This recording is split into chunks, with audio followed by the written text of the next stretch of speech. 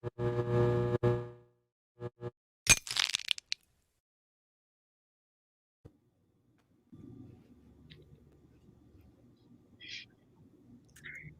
everyone. Oh my God. Wow. What was that?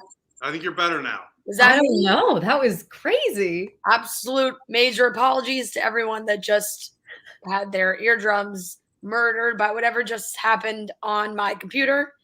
Welcome to Cutting Stems. We are virtual tonight. We don't have Rhea tonight, but we got the three of us and lots of giggles. Trent just was lots of giggles.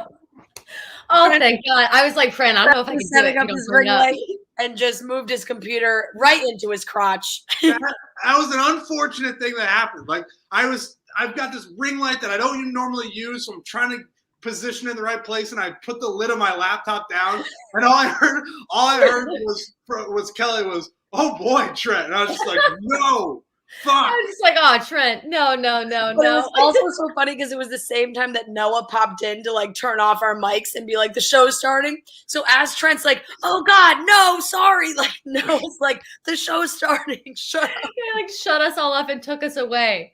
I swear to God, if you didn't bring it up, I was just gonna pretend like it never happened. I was ready. I was like, all right, that just didn't happen. I'm just gonna pretend. There was almost enough time in between, but then I started giggling about it again because it took too much time. So here we are, Cutting Stems, presented by DatChat.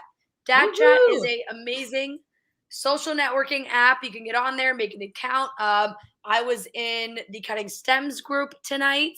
Same. A little bit of chit chat in there. There's a lot of people in there, man. A lot of people in there. It's really great. Maybe we can do some questions from DatChat tonight if you guys have accounts, and Kelly and I can jump in there and see what's going on. But DatChat is super easy to use. You make your profile. Not only can you join these groups, you can join Chicks in the Office, you can join Cutting Stems. You can message back and forth with people as well. So like, say Kelly and I are going back and forth solo, but I only want her to be able to see a message for 10 seconds and then it disappears. You can do that. You can also delete messages from other people's phones, which is big, maybe a little drunk text. Huge. Say, oh no, delete. You can completely erase it from the other person's phone, and no screenshotting. So we can kind of let it fly a little bit. In the DatChat groups, in the Cutting Stems groups, you can try and screenshot. You can't do it. It doesn't work. Nope. That's one of the many amazing things about DatChat. So if you don't have an account yet, you can sign up on datchat.com/Barstool for more details and just download the app, iPhone, Android, App Store, whatever it is, and jump on there with us. We're having a good time. Yeah, DatChat's always popping. We get some hot takes off in DatChat because they disappear. You feel a little more loose. It's very fun. It's very fun. Exactly. So let's kick it off. This episode started off with Michelle taking the guys back to Minneapolis, good old Minnesota. And they right away go into a one-on-one date. And shocker, it's with Minneapolis' own Mr. Minnesota, Mr. Minnesota himself, Joe. What? Yeah. What are you telling me, Fran? You're kidding me. No way. This is Joe's season. Like, it feels bad to say that this early on when there's so many guys left still and, there's a lot of dates to go. It's Joe's season to lose for sure. And I'm not sure what he could do at this point to lose. Like, Michelle clearly likes him. There's clearly the comfortability of them both being from Minnesota. They had a very similar upbringing. They play basketball. Like, it's tailor-made for him to win it, and I just don't see how he doesn't. And the date went exactly how we all thought it would, and it just seemed like they were already dating. Mm-hmm. I think it's safe to say that it's Joe's to lose and Nate's to win. Yes. Yeah. If that very makes much so. And I think the thing with Joe is like, I swear to God, you could have told me tonight was the finale and it was between like Joe and Nate and she would pick Joe. Yeah. She at one point, what did she say? She said, Mr. Basketball and Mrs. Basketball, it kind of goes together. Like this woman is already planning their lives. They're walking around their hometown. They both are so comfortable. It's just hard to argue a case for literally anyone else that's left at this point. Yeah. She had said, like the stars are aligning. They went to a Twins game.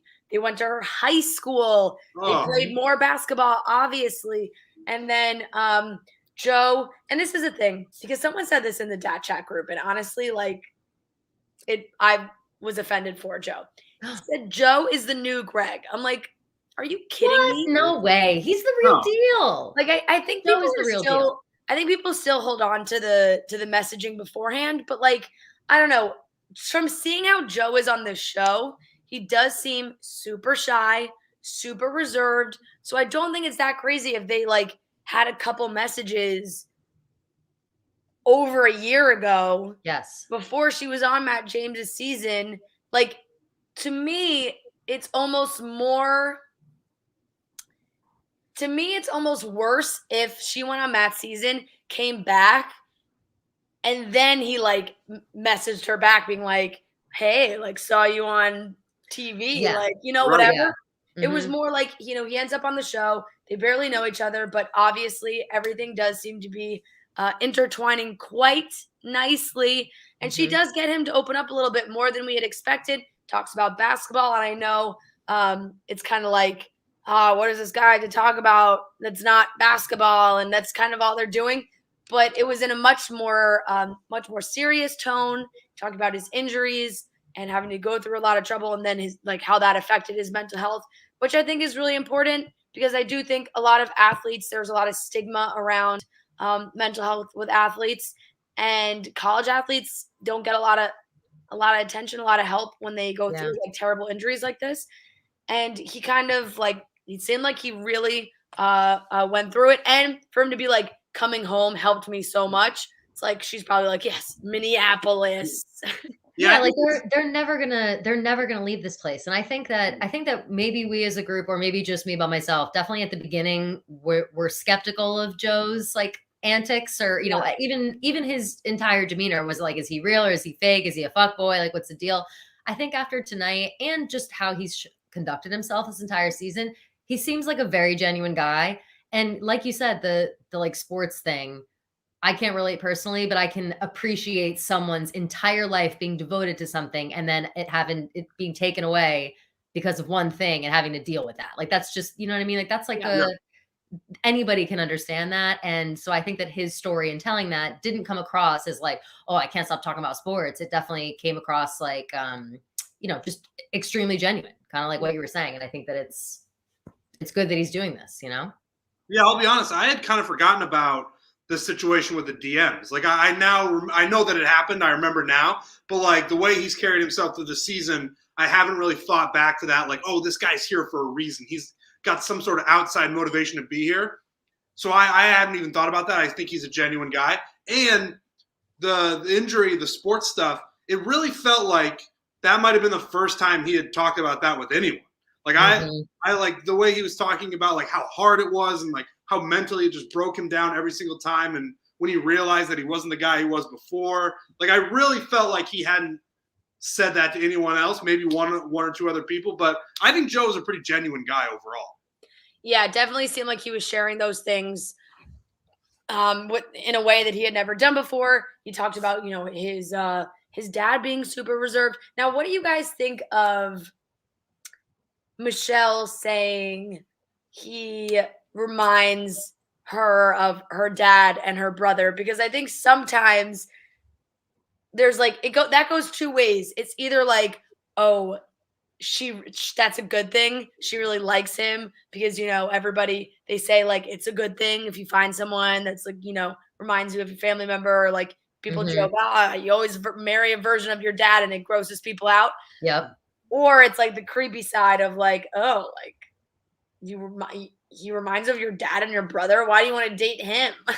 Yeah, I fall more in that camp of like how it like I don't want to like be reminded of my family with someone I'm dating. Like, no offense to my family, I just like don't want that. Like, I have my family. I don't need like another one of my family. Like, I'm all set. I'm all tapped out. But it's like at the same time, I understand why people like that, because I think it gives them like a feeling of comfort. It's like, oh, I I'm so comfortable with you. And they kind of equate that with the comfortability they have with their own family, which can be seen in a nice way. It's kind of just how you feel. And we saw at the beginning of the episode, like Michelle clearly loves her parents, loves her dad. Like they have a very strong relationship. Personally, hearing that would be like, well, I wouldn't love that. It's like not what I want to hear. It's obviously a positive thing in this situation. From the guy's side. From the guy's side, what is that like, Trent? Like you've gone on a few dates with a girl, and she says, you really remind me of my dad. What do you say? What's your relationship like with your dad? Yeah, honestly, yeah. That's we know really fair question. Right, we get the whole picture with Michelle, and it's clearly a positive, right? Like there are situations where it's not a positive, and you're like, that might not be the best. That might not be the healthiest thing for either of us. Yeah, yeah. And what is worse? What's worse ever than hearing like, oh, or like they look like siblings, or they act like siblings, or whatever. I feel like that's like who wants to hear that either, or who wants to feel that? Like, I don't want my boyfriend to feel like my brother. Like, that's strange. I know, and I do kind of feel like Joe and Michelle look alike a little bit. They're both honestly, beautiful. Like they would have their children would be the so eyes, stunning. the eyes on those children. I can't even talk about it. It would be unbelievable. But they do. Then Joe obviously gets a rose. We know things are going well. They're hyping up how great the date is. She's very happy. Then the group date, we know that Nate is going to get the 101. And the group date, they all go to US Bank Stadium. And I think they kind of think like, the Vikings, we're going to meet players and like play football. Nope, they had actual Vikings come and put them through stupid challenges of eating gross things and throwing pieces of wood and arm wrestling each other. Couldn't get one Minnesota Viking. That's the vibe that I got. Couldn't get a guy off the practice squad to be like, and here he is, and they're like, oh man, that's a professional football player. Instead, they had to go to like a cosplay Viking weird situation. Could you imagine if it was like? It would have been hilarious though if like Kirk Cousins just like came out. It was just like on The Bachelorette. I wish that. Yeah, I know. Instead, I wish that so bad. Viking actors. Yeah. Yeah. I think the whole thing was weird. Obviously, I hate the group dates. I also hate the ones that like all they do is show off brute strength. It's like we get it, whatever. Clayton's huge. But I also think for some reason Clayton is I'm wondering if you guys feel the same way. Things like that, like medieval times, or like the big chicken legs you can get in Disney World, like all that kind of shit, like meat around really grosses me out a lot. Like medieval times meat type situations gross me the fuck out. So that like them eating like the chicken leg, it just is like it seems so unsanitary that it like makes my stomach turn. I hate it Brandon so much. Really, they were eating dead, like they were eating fermented fish. It's fucking gross. Like, why are we eating like it even for fun? Why are we eating like medieval times? It's gross. You know what they also did, which I don't have any facts to back this up, except that this is just what my brain thought. I think they added crunch sound effects when they were biting into those fish. Like those you bite into a fish like that, it doesn't make like a crunchy noise, but it was like I think they dubbed in like a crunching sound effect. They had to have done that. Like because you're right, that was the weirdest shit. And also, I can't stop picturing it, like them licking the bones, like with the bone. I fucking hate those big ass legs. When Brandon went for it, he went for the head first. Oh, like, what are we doing?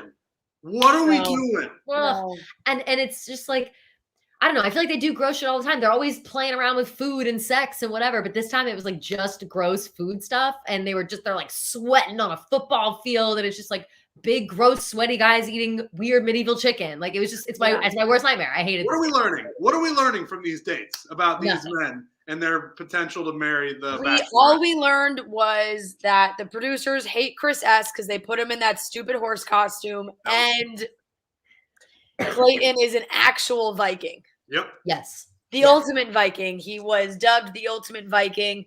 And love that title, by the way. I loved Ultimate Viking. Like, okay.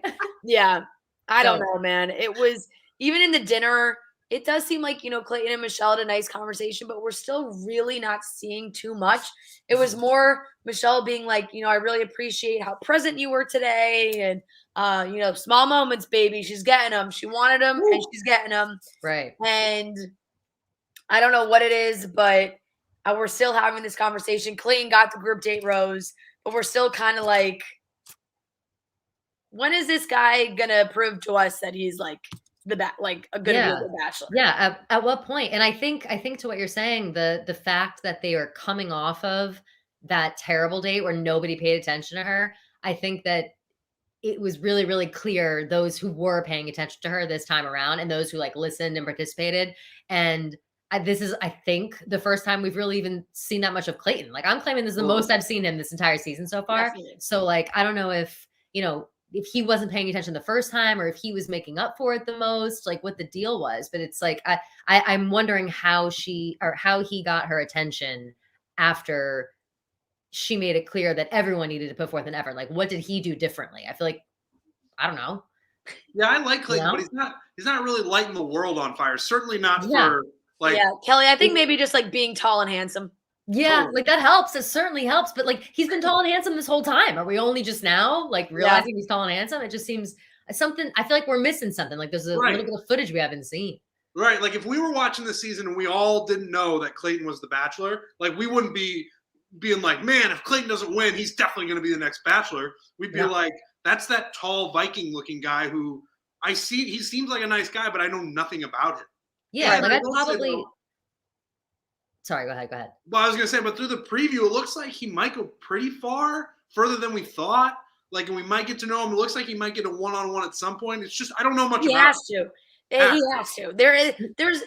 There's a 0% chance they make this guy the Bachelor and we don't even see a single one-on-one date with him. Impossible. No, it'd be so insane. And I was only going to say that I think that I don't know if I would necessarily know his name if not for us doing the Bachelor thing. Like you said, I think I would literally just be like, I would only know his name because he's handsome and hot. Like that's the only reason I would know his name. Like I would never be able to reference a single conversation, a single moment, like nothing except for the way he looks at this point, which is kind of crazy. Like, I don't know. Yeah, totally. Nate has the second one-on-one. They have a whole little date on the lake. Shout out Lake Minnetonka. They're on a pontoon boat. Prince. Michelle's two friends come along, and Nate handled himself very well this entire time. He said just enough where he wasn't, throwing any of the guys under the bus, but making it clear that he did have an issue with Chris, but very much explained like what he said happened didn't happen. I had said very clearly, like about a one-on-one, it's not an if, it's a when, which we saw him say. And he was like, look, I don't think that's a bad thing. Like, I just felt like it is going to come, and Michelle told me to be patient. So that's kind of what that means. And I think Michelle likes that. Like, I think Michelle likes that confidence from him and finds it very attractive. So as much as Chris thought like saying that to Michelle was going to make Michelle not like Nate, that was just completely not the case. And Chris is just still sitting, complaining to everyone about Nate and how he didn't get any time during the group date. And it's like, well, you didn't get any time because you didn't talk to her. So are we going to address the fact that or figure out if Chris S is drunk? Like, is he drunk the entire time? Like, there was a point when he was talking to the guys being like, yeah, I just didn't get a lot of time with Michelle. And he is holding a drink and he takes like a big swig and then walks away and everybody's looking after him. I found out my new favorite guy, Casey. I like him. Yeah. Him being like, I don't know, he just sounds pretty desperate. Like, I was like, he said, if you thought he was desperate last week, he's certainly desperate this week. Exactly. And I liked that, but that was like after he went off and was so weird. And I just feel like he never, until last episode, like said a peep. Like he was so normal. And now all of a sudden it's like he's running around drunk, yelling at everybody and doing crazy shit. Like, I feel like if they came out and was like, yes, I was drinking, or yes, it was, I'm exceeding the limit of what I'm supposed to have on this show, anything, I'd be much more forgiving of this. But I feel like it just really looks insane right now. He has insane logic that last week he gives this speech about everyone is too complacent. All the guys need to pay more attention to Michelle. Everyone needs to make more of an effort. Fast forward to this week, he is now basically avoiding Michelle, wanting attention from her to get attention for the attention speech that he gave last week. Like, that's insane behavior by a person. It makes no absolutely sense. is. And he just continued to stew in it so that when during this date with Nate, she was having such a great time and they're opening up and talking to each other. And Michelle, it seemed like Michelle was sharing, more with him than she has with a lot of the other guys who are talking about past relationships. And, like not because Nate is saying like he needs like that fun, playful side in a relationship and things are too serious. And she was talking about a toxic relationship she was in that like physically made her ill. And at the end of the day, it came from the emotional toll it was taking on her turned into a physical toll. And she's really like explaining this and talking to him and he's listening and they're having a great date. Like you can tell she feels super comfortable with him. Her girlfriends were like, they got their chemistry is off the charts. Like he's got swag, he's got the whole thing. And then Chris comes in and interrupts their dinner to say he has to talk to Michelle. I don't know if he thought this was going to work. I don't know at this point he just thought he was so dead in the water and like producers suggested this and he was like, yeah, fuck it, I'll go. Like, or if he really thought drunk again, like yeah.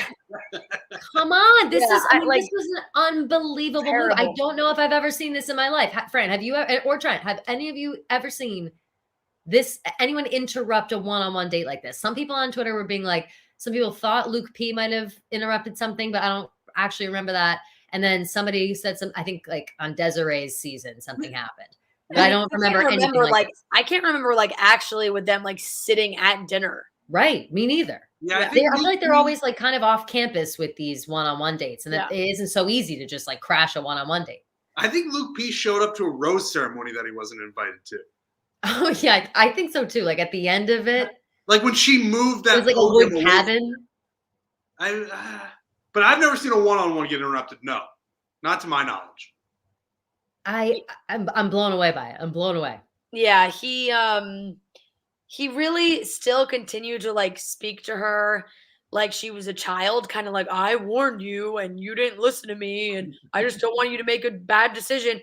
And Michelle did not take it for 2 seconds. He said he felt like he was being played. Like, it's like, dude, get over yourself. She likes Nate more than you. Suck it up. It's not the end of the world. Nate has honestly not even done anything to you besides call him a dweeb. Like, I feel like Nate handled Chris like he was like an annoying little gnat that just kept like landing on his shoulder. And he's like, go away. Go. Like, he wasn't mean. He wasn't like, he was just like, you're annoying. What are you doing? Goodbye. When you hold a guy's head and then the little guy's swinging under you. Yeah. That's what Nate did to little Chris, unfortunately. Yeah. It's sad to see, but it had to be done. It feels just had to be done, had to say farewell, needed to be gone from our lives. Exactly. Like Michelle was like, I'm going to speak for myself. You're not going to speak for me. Mm-hmm. And due to all of these things, you are now, I will be walking you out and this is over. Yeah. And getting back to Nate, because it was his one-on-one. Yeah. In a season that is almost undoubtedly Joe's season that he's going to win, there's a real chance, though, that this guy, Nate, sweeps Michelle right off her feet and wins as well. Yeah. Like, he's the only factor that could potentially mess up the Joe and Michelle connection because Nate's Michelle really likes to lose. Yes, right? I totally agree. I think that, do you guys think that Nate might be a little more smooth? Like, I feel like he is a little more charming. Like, Joe is very charming. He's very sweet. He's very cute. Michelle clearly like is in love with him, but Nate has like, he's got something about him that you're right. He might like charm the pants off this girl. He wears the one earring, which is like something that most guys can't pull off, but Nate just does it. And he's it just angles, cool. and it's like, man, that's a cool dude. He's real cool. He's tall. Not that Joe isn't tall, but like I think he's got kind of like the bad boy vibe where they have a lot of sexual chemistry, but in the back of her mind, like Michelle is going to think like, well, who do I want to like, if I'm getting engaged, like who do I want to marry? You know, Joe's going to be here, Minneapolis, like we can start our life here, all these things. So I think that's going to play a major factor into this come towards the end, because she's definitely like not going to be able to just ignore her feelings for Nate, because they're definitely there. So it feels like it's going to be a battle. But she likes him a lot. You know, she went back, he got a rose. The fireworks there, you know, she said that she feels like she's falling for him. So Yeah. He's doing quite well right now. I wonder if at any point we'll start to think that like Joe is the safe choice, you Oh know? yeah. Like I feel like Nate is the sparks guy and Joe is like, all I have to do is he can move into my apartment. Like that's it. Like my life won't change that much except I'll have him in it. With Nate, it's like fun and exciting. I think I feel that way right now. Like as much respect as I have for my guy Rodney and Brandon, who I love, like those two guys are great. Genuinely seem like cool, fun guys. It's a 2-man race right now. Yeah. Already. Yeah. During the rose ceremony, the cocktail party, she got to speak with Rick. They took a little stroll outside, and you could already tell how much that is important to her. You know, she said to Rick, could you see yourself moving to Minneapolis? Like, I think she likes Rick. I don't think Rick stands a chance, but he'll probably go far enough. He also seems like a nice warm blanket for her. Like, I think he really is affectionate towards her, and she can feel that. Rodney had a nice moment. Brandon had a nice moment. Martin now is the one we have to look out for. Martin has very sneakily, and my friend had texted me this. She was like, Martin very sneakily has been friends with all the douches the entire time, and now is revealing himself to perhaps be the douchiest of all of them. This conversation he has with Michelle, he definitely is trying to compliment her of like, you know, girls in Miami, so high maintenance, and you're just like not like that. And she's like, well, what makes a girl high maintenance? And he gives this like roundabout not answer of like, well, you know, girls just like the girls who just like need everything done for them and like taken care of in a relationship. She's like, no, like you didn't answer my question. And you could see it on her face. She was like, fuck this guy. I feel like she definitely wanted to send him home, and they told her she couldn't because now it feels like she's really gotten rid of all the bad ones. Yeah. Like there's no one to even like get in a fight with anymore. I think I know there's no one for Olu. Like Olu loves in his interviews to be like, I can't wait for that guy to be gone. Can't wait for that guy to be gone. Can't wait for that guy to be gone. He's run out of people to say that for. Every single time he says it. But yeah, I don't get why Martin is like, to be honest, I don't think that was like such a crazy thing. I think that if Michelle actually, no, sorry. I think if Nate had said that, Michelle wouldn't have reacted the way that she did. Does that make sense? Like she likes Martin, but she's not like taking jokes from Martin. Right. It goes back to that weird date she had with Martin before at the racetrack when he was like sort of siding with Jamie after she had already sent him home. And she definitely doesn't trust Martin. Like he gets no sort of like leash in terms of saying vague, weird compliments. She's going to be like, no, I want details on what you're trying to say because I already do not trust you.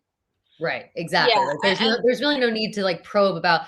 I feel like generally everybody knows what someone means by high maintenance. Like you don't have to, unless you're trying to make a stand or you like don't like what the person's saying, you're just kind of brushing that one off. Like I don't think that if she was really into it, she would have made a big deal out of it like that. Totally. Yeah, and I don't like it was just a very like it just felt like a generalization of like, oh, all the girls in Miami are so high maintenance. For like, sure. It's like, he sounds like a fuckboy. He sounds like an asshole, but not in a way that it's like, let's turn the world upside down. Take your haircut and your bleach blonde hair and your nose ring and go back to Miami.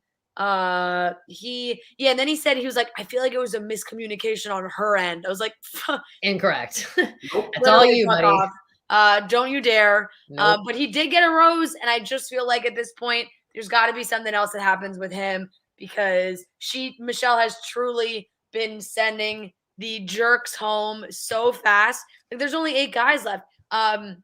Casey and Leroy were 2 that went home tonight. And honestly, like, don't really have too much to say about them. Seemed very sweet. I hope Leroy we see in paradise. I would like to see more of him. And like Casey just seemed like a sage, wise man. That I love Casey. I'm upset that today's like the first time I've learned his name and he's gone. Like I really liked him. I thought he was funny. Like I thought he was kind of dry, which I liked. So maybe he'll be in Paradise too. You never know. But I'm going to, folks, I'm going to open up the Dat Chat app. Ooh. Kelly can, if you want to do that as well. Yes, I will. In the Stems group, we'll scroll through and maybe take some questions from in here. See what people are thinking. What do we got, guys? Who do we have? Do you want me to give you one? We got first one. Who do we think are getting the one-on-ones next week? I think that's a pretty good question. We talked about this for the podcast. I think this is gonna be Clayton's week. Me too. I feel like it has to be. Like, it makes the most sense. He gets a group date rose. He's moving up in Michelle's eyes. Then he gets a one-on-one. Yeah, I agree. We have someone saying, do you think producers saw Clayton as a Viking and were like, this is the next Bachelor? Honestly, maybe. Something? I really feel like they just are. I don't know if they're trying to do like a Colton redo, but he just feels like Colton 2.0. You know, he really does. Yeah. I couldn't agree more with that. Who do you think could possibly round out with the top 3 and 4 with Joe and Nate? For me, I think Rick. Yeah.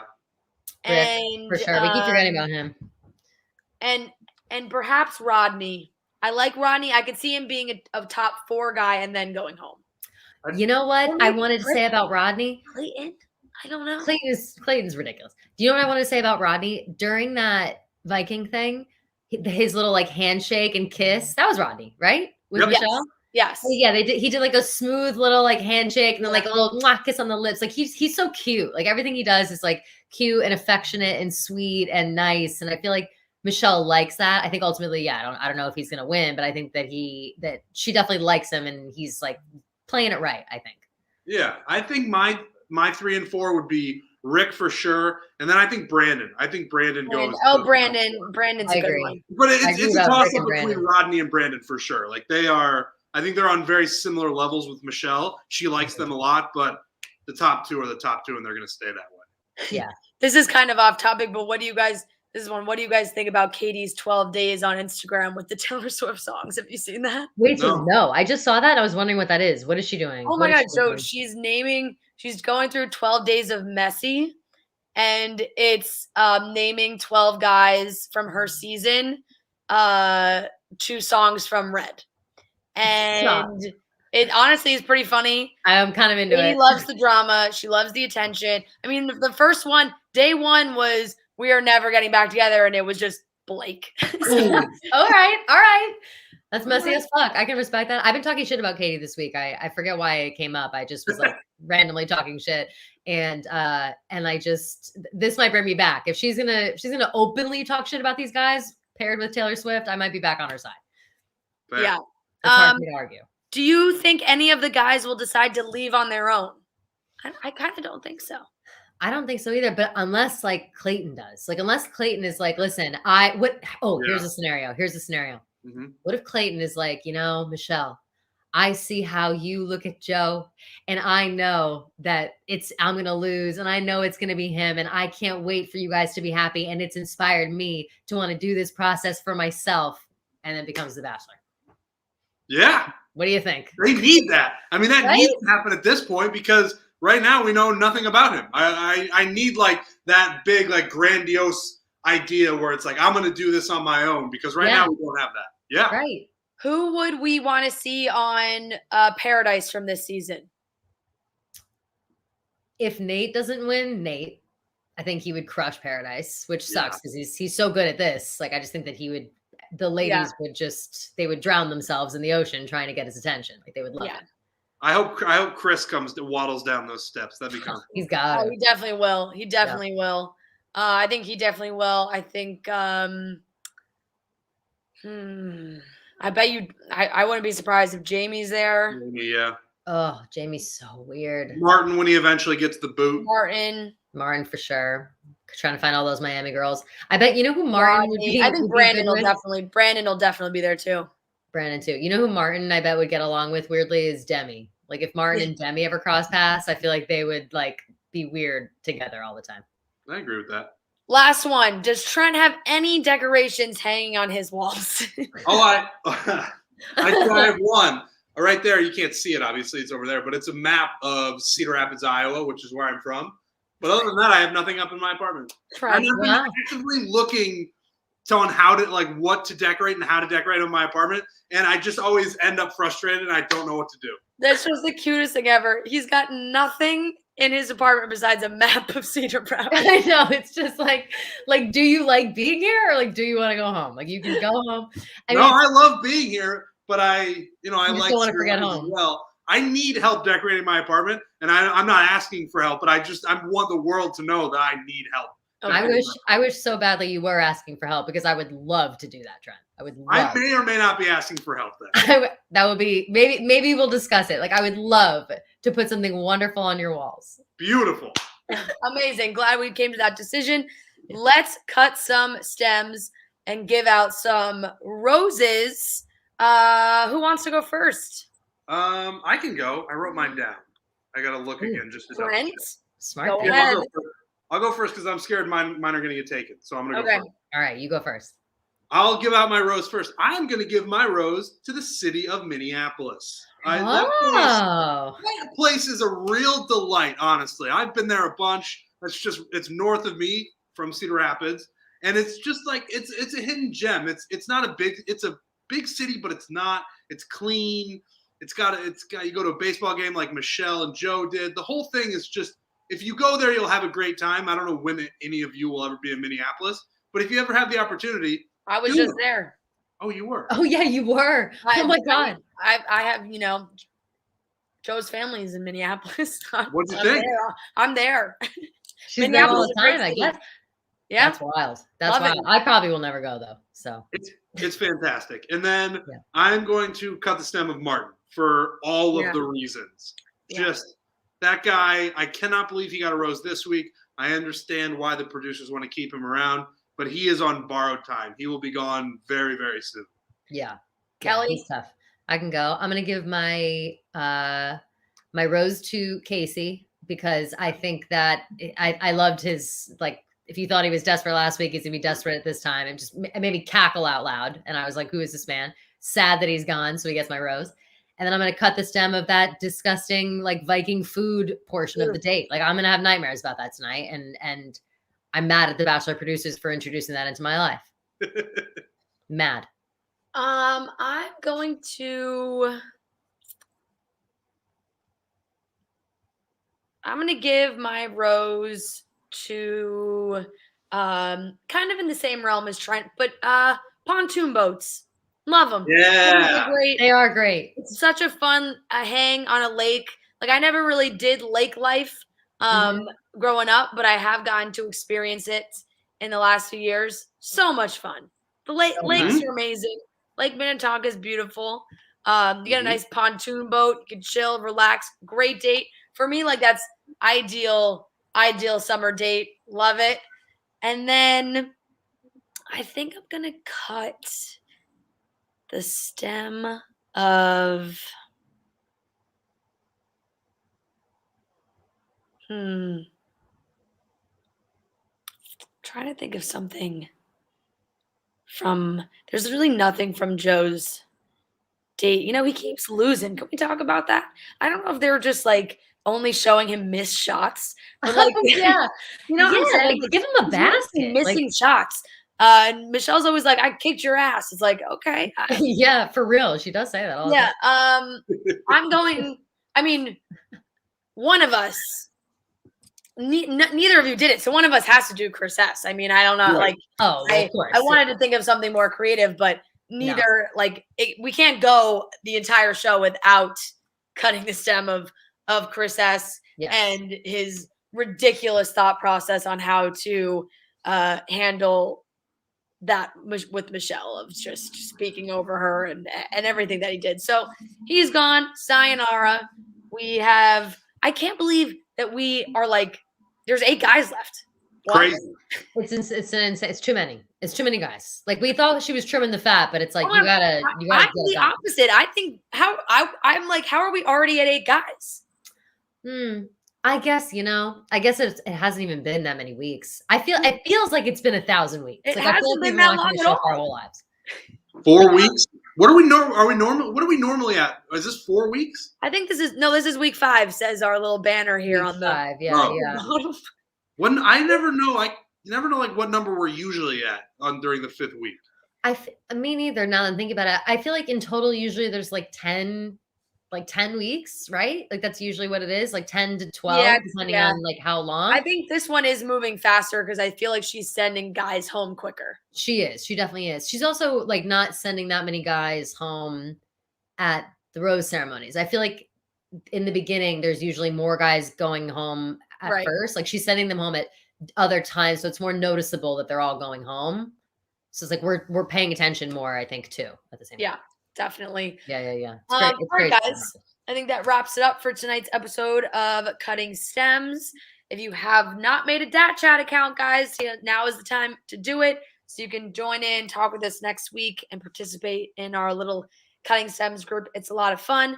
Thank you, Kelly. Thank you, Trent. Thank you, audience. We will be back next week.